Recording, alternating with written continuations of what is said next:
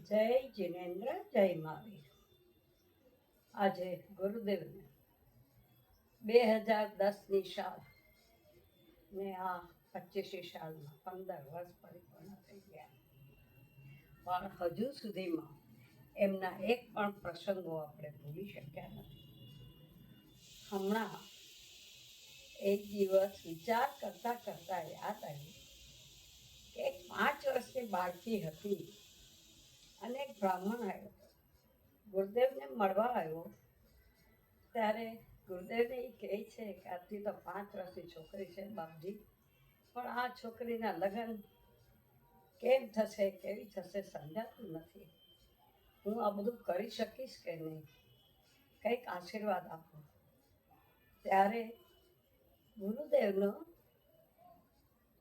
જે કહ્યું તે બહુ સમજવા જેવી વાત હતી કે ગુરુદેવે ખાલી એટલું જ કહ્યું, તારી દીકરીનું લગ્ન ખૂબ ધામધૂમથી થશે, તું ચિંતા નહીં કર, તારી દીકરીની ચિંતા કરવાની જરૂર નથી. હવે આમ કરતા કરતા એક ભાઈ ગુરુદેવના ભગત ગુરુદેવને મળવા આવ્યા ત્યારે એના બહુ કેસ ચાલતા હતા. તો ગુરુદેવ આ કેસમાંથી હું ક્યારે બહાર નીકળીશ, કે ખરેખર હું જીતીશ ખરો, નહીંતર હું આમાંથી બહાર નીકળી જાઉં. ત્યારે ગુરુદેવે કહ્યું, તું 100% જીતીશ, પણ તારે મને એક વચન આપવું પડશે. તો કે શું ગુરુદેવ? તો કે એક બ્રાહ્મણની દીકરીના લગ્ન તારે કરી દેવા પડશે જો તું બધા કેસ જીતી જાય તો. હવે આ વાતને કેટલા વર્ષ વીતી ગયા, એ છોકરી થઈ હશે 18 થી 20 વર્ષની.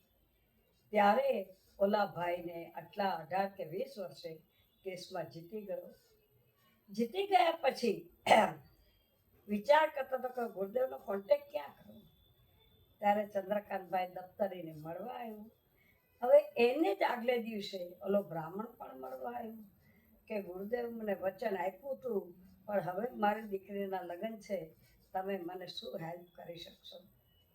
અને બીજા દિવસે આ ભાઈ આવ્યા કે મારે એક દીકરીને પરણાવવાની છે, મેં ગુરુદેવને વચન આપ્યું છે. જોગાનું જોગ તો જુઓ કે 15-15, 20 વર્ષ પહેલાંની વાતો પણ સમય આવે પરિપક્વ થાય અને એનો નિર્ણય પણ મળી જાય.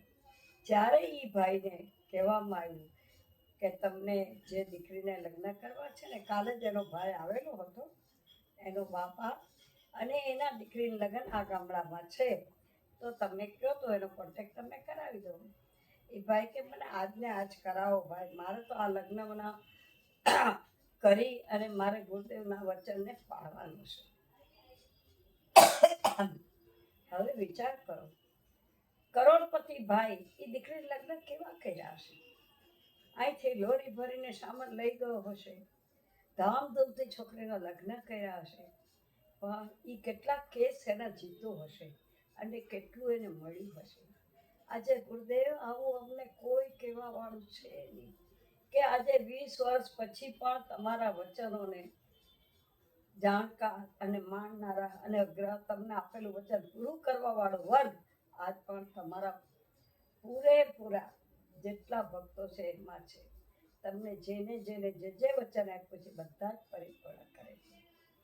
આજે એક વખત હું ઓલા ભાઈને પણ યાદ કરું છું કે એક ભાઈ તમારી પાસે આવેલા, એના દાગીના ચોરાઈ ગયા હતા અને તમે એને કહ્યું કે તું ભોલેનાથની માળા કર, ભોલેનાથની ભક્તિ કર. ત્યારે આપણને વિચાર થાય કે ભગવાન મહાવીરના તમે તો અનુયાયી છો અને ભોલેનાથ તમારા મોઢામાં કેમ આવ્યું? પણ પછી ખબર પડી કે અમુક દિવસ પછી એ ભાઈને ભોલેનાથના મંદિરની પાસેથી પોતાનું જે ચોરાયેલો માલ હતો એ પણ મળી ગયો. હવે આવી વચન સિદ્ધિ તો ગુરુદેવ બહુ ઓછી જોવા મળે છે. આજ તમારી ખોટ તો સમાજને પૂરેપૂરી લાગે છે. એમાં અમારા દારૂકરવાળી સંઘમાં તો અત્યારે રીડેવલપમેન્ટ આવ્યું છે, તો ગુરુદેવ તમને ખૂબ યાદ કરીએ છીએ કે ત્યારે અમને રસ્તો બતાડનાર તમે હતા. અત્યારે અમારી પાસે કોઈ નથી, પણ છતાં જ્યાં છો, જે ડેવલપમાં છો ત્યાંથી અમને સાચું માર્ગદર્શન અને સાચી દિશા બતાવજો કે જે કરીને તમે જે કંઈ પણ મૂકીને ગયા છે અને એ રીતે હું પણ જે ધારું નાનું સૂનું કામ પણ વ્યવસ્થિત કરીને જઈ શકું અને ઉપાશ્રય કાયમના માટે સાતાકારી બની જાય એના માટે જે વ્યક્તિઓની મને જરૂર હોય તેના કોન્ટેક્ટ કરાવું છું. બાકી ગુરુદેવ આજ 15 વર્ષની અંદર એક પણ દિવસ એવો નહીં હોય કે તમારી માળા નહીં કરી, એક પણ દિવસ એવો નહીં હોય કે પાસઠિયા યંત્રને યાદ ન કર્યું. અને દામકરવાળી સંઘમાં તો ખાસ એમને માટે પાસઠિયા યંત્રના જાપ રોજ સવારના પ્રાર્થનામાં પણ થાય છે. આજે તમે જે પ્રસાદી આપીને ગયા છે તે બધા જ અમે યાદ કરી અને કરીએ છીએ, ને અમને એનું ફળ પણ તમે આપો જ છો. આજ તમારું કન્યા છાત્રાલય પણ જોરમાં ચાલે છે, હોસ્પિટલ પણ તમારે રિનોવેટ કરાવી રહ્યા છે. ચંદ્રકાંતભાઈને તમે જે કામ સોંપીને ગયા છે એ દિલથી પોતાનું કામ કરી રહ્યા છે અને તમારા ભક્તો એ કામ પૂરું કરવામાં મદદરૂપ પણ થયા છે. પણ ગુરુદેવ તમારી દ્રષ્ટિ, અમી દ્રષ્ટિ જે હતી એ અમી દ્રષ્ટિ ભલે દેવલોકમાં હો ત્યાંથી પણ રાખજો. અમારો જ્યાં ક્યાંય ભૂલ થતી હોય ત્યાં પગ ખેંચો, હાથ ખેંચીને પાછા વાળજો, પાપથી પાછા વાળજો અને જે તમે અમને આપ્યું છે એ છેલ્લા શ્વાસ સુધી નિભાવી શકે એવી શક્તિ માગતા આજે 15 વર્ષના વાણાવાય કે આપ જ્યાં બિરાજો છો ત્યાં મન વચન ને કાયાથી ખરા અંતકરણપૂર્વક આપેલા આપના વચનોને પરિપૂર્ણ કરી અને આ ભાવને સાર્થક કરી આપની કૃપા દ્રષ્ટિ સદાય અમારા ઉપર અને અમારા સંઘ ઉપર રહે એ શુભ ભાવના સાથે જય જિનેન્દ્ર, જય મારી.